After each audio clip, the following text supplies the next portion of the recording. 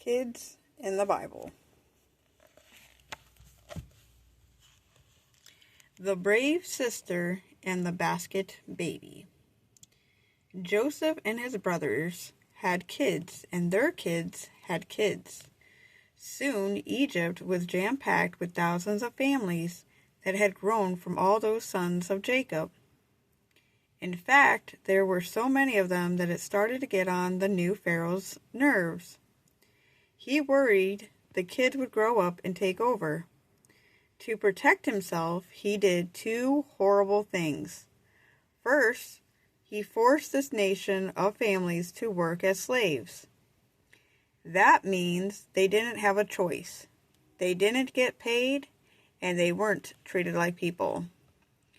Pharaoh probably figured if they were busy working, they wouldn't have the energy to overthrow him.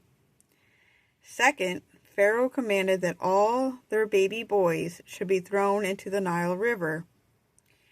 He didn't want even one of them to grow up to be a strong leader. It was a scary time to be a kid in this family, but you know what?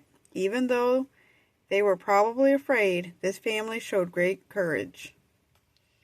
First, there were the brave midwives. Midwives are women who helped other women give birth. These midwives didn't obey Pharaoh. They let the baby boys live. Their courage made God very glad, and he blessed them. Second, there were brave parents. One couple looked at their baby boy and knew he was fearful and wonderfully made. So they hid him away. Third, there was the baby's brave sister, Miriam. When her parents couldn't hide her little brother any longer, her mom did something unusual. She placed the baby in a basket, and she tucked the basket into the reeds at the bank of the Nile River. Miriam stood close by to see what would happen. It was very courageous of her, but sisters tend to be brave when it comes to their siblings.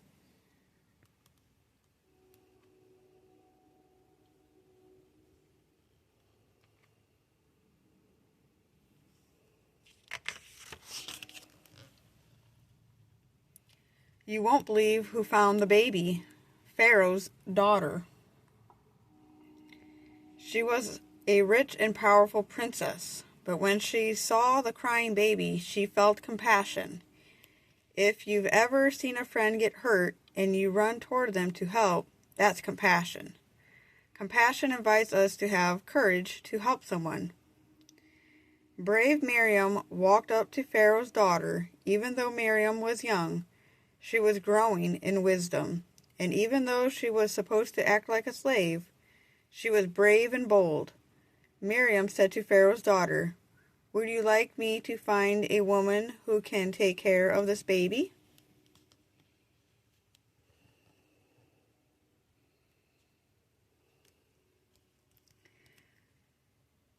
Perhaps Pharaoh's daughter had already decided to raise this baby herself, or perhaps Miriam's suggestion planted that idea in her mind. Either way, compassion invited the princess to have courage. Instead of obeying her father and having this baby put to death, she decided to treat this baby as her own. She agreed to Miriam's plan, saying, "Take this child and take care of him for me, and I will pay you." Miriam must have been so glad to gather her baby brother into her arms and run home. Of course, Miriam knew the perfect woman to take care of this baby, their mother.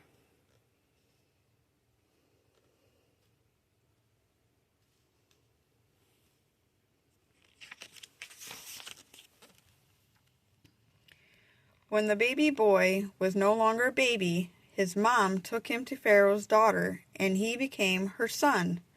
The princess named him Moses.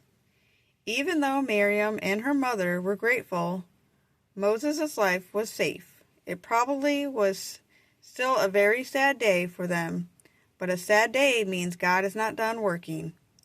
Yes, this boy would be raised in Egypt, but when Moses was grown, God would use him to rescue his people.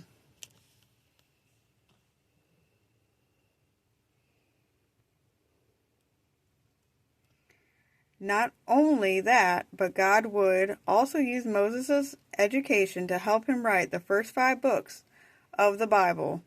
Most importantly, God would use Moses' story to point to another child who would come and rescue God's people from something worse, the slavery of sin.